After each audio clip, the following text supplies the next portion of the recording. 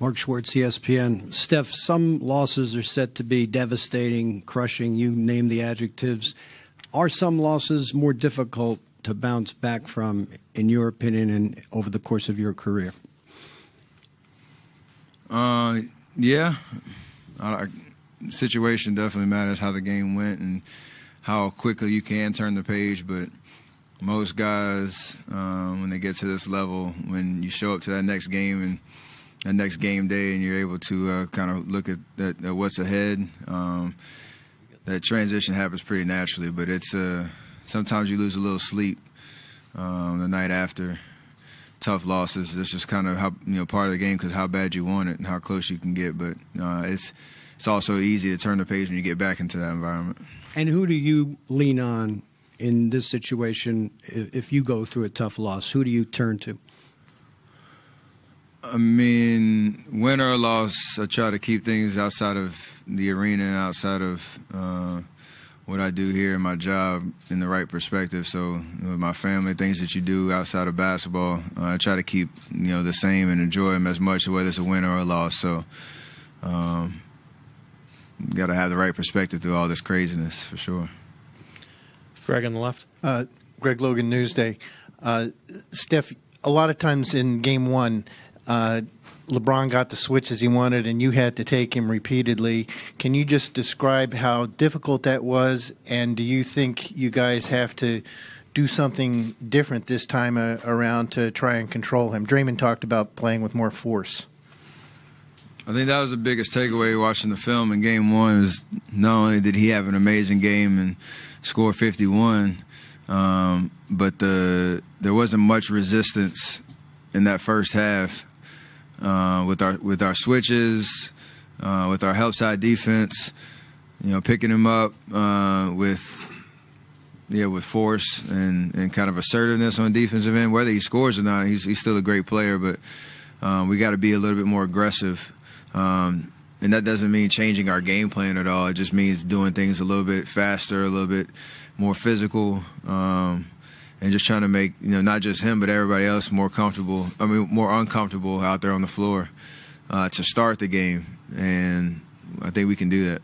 And if I could follow up, you still had a great offensive game. Can you just describe the difficulty of what you did, trying to stay with him on one end and keep pace on the scoring at the other end? For 7 games last series, that's what I had to do. So it's kind of a constant theme and pattern that I'm pretty much used to. So not going to slow me down at all. If you want to try to pick on me on defense, I'm going to hold my own, and I'm going to come right back at you. So that's kind of par for the course right there. Thanks. Got my golf reference in. Nice. Stephen, did you feel the Game 1 was going to turn out that way? Do you like the competitive rivalry that has been building up throughout the finals? Or after playing 4 consecutive, does it make it boring? Definitely not boring at all. We're playing for a championship, and this is the most fun you have playing the game of basketball. So, playing the same team 4 times has... I think there's a lot of consistencies that you can kind of fall back on and experience, but when you get here on the stage, everything is just fresh. It's new. It's exciting, and we're 3 wins away from winning another championship. So it's an amazing feeling, and we want to enjoy every single moment of this for sure. Joe in the middle. Joe Varden, Cleveland.com. Steph, we should ask Steve this, and we didn't. But from your interactions with him, how's Clay today? From what I saw, he's looking pretty good, pretty happy, pretty upbeat. He obviously didn't do much on the floor, but doesn't really need to. Only worry about 5 o'clock tomorrow. So hopefully he'll get some more treatment and recovery and keep making progress. If I was betting, I'd say Clay was playing just based on who he is and his attitude today for sure. This side on the left. Stephen Connor Letourneau, San Francisco Chronicle. When KD has a game like he did in Game 1, do you need to say anything afterward, or do you just kind of let him, figure it out on his own? And are you confident that he'll get back into a rhythm for Game 2? We're all victims of the expectations that we set. So, I mean, the fact that you're saying Katie had a bad game is kind of funny. Just, with what you expect from him every single night. But we are all in this together. There's not much anybody has to go over and have an intervention type of situation or say anything besides, hey, let's go get game 2, and everybody needs to show up and play their best. And so that's been the communication around the whole team these last 2 days. Watching film, everybody's engaged, calling stuff out. And I like that type of vibe when everybody's, not complacent. We know we won game 1 by the skin of our teeth, and now we got to go play better, take control of the series, and Kay's going to have a huge part in that for sure. Steph on your right. Third row. Michael Lee, Yahoo Sports. Steph, this is the 4th time you've seen these guys, and obviously at the end of game 1, there was Tristan and Draymond, and you and LeBron had a couple words with each other. But it isn't like there's a lot of hatred here. How have you guys been able to compete for the same thing so many times, but still just be competitive without really crossing the line? This is just basketball. I mean, part of the game, part of that competitive environment, when somebody's in your way of, of holding a trophy, there's going to be a little animosity and a little edginess, if you will. But at the end of the day, it's basketball, and we're playing for 48 minutes to win a game. And if you can leave it out there on the floor, not take anything too personally, we're not holding hands and singing songs as friends. We're enjoying the competitive environment. I think that's the consistent thing between our two teams. And obviously we see each other twice a year during the regular season, and then wait till June, so there's not a lot of face-to-face time throughout the season. Maybe that has something to do with it, but right now it's just about winning a championship. You don't want to let anything distract us from that on the floor. Janie up front.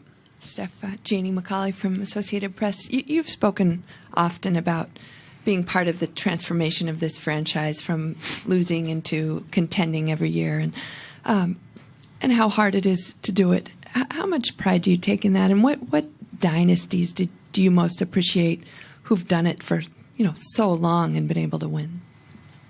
The second question, I don't know. Just as a fan of the NBA, you can go down the list of the teams that won multiple years and just dominated the league for stretches of time. But what we've been able to do here, from my rookie year, winning 23 games, I think it was, to 28, to the lockout year, winning 20-something, and then making the playoffs and kind of taking it a small step every year till we 2015 and winning our first championship. It is a sense of pride around that, being the elder statesman here and seeing what has all gone into being on this stage every single year when it comes to the guys that I get to suit up with every single night, from Bob Myers to all down to the coaching staff to ownership. Like, it's just a transformation that I got to see firsthand, and all the details that went into it. So at some point,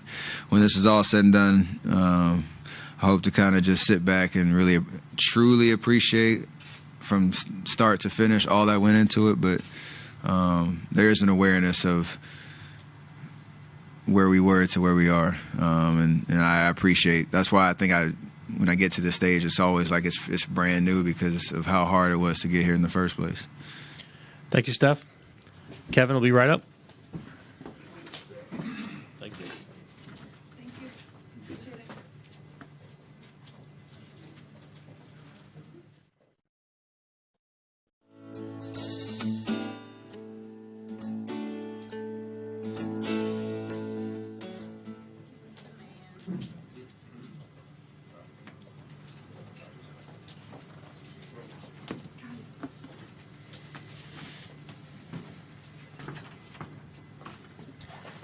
Go ahead on two. Kevin, Baxter Holmes with ESPN. I was wondering if you could just reflect on former teammate of yours, Jeff Green, his journey to this point. You guys share the unique distinction of being the last two active Sonics, and then also you dedicated, I think, a season to him when he was going through his heart surgery some years ago. Oh yeah, this is deeper than basketball. Me and Jeff. Of course, I'm happy to be playing against him. Excited to compete against him. I can remember summers for years that we worked out every day together. So the basketball part is pretty cool, but to see